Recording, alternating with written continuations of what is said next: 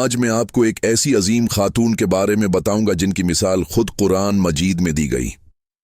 حضرت آسیہ رضی اللہ عنہا، فرعون کی بیوی لیکن اللہ کی محبوب بندی۔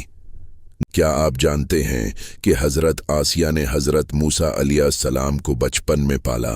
دنیا کی سب سے طاقتور شخصیت کی بیوی تھیں، لیکن انہوں نے محل کی عیش و آرام کو ٹھکرا کر ایمان کا راستہ چنا۔ ان کی دعا، نبی کریم صلی اللہ علیہ وسلم نے فرمایا کہ عورتوں میں صرف 2 خواتین کمال کو پہنچیں، حضرت مریم اور حضرت آسیہ۔ رب ابن لی عندک بیتاً فی الجنہ آج بھی قرآن میں محفوظ ہے۔ فرعون کے ظلم کے باوجود وہ اپنے ایمان پر ثابت قدم رہیں۔ احادیث کے مطابق وہ جنت میں داخل ہونے والی پہلی خواتین میں سے ہیں۔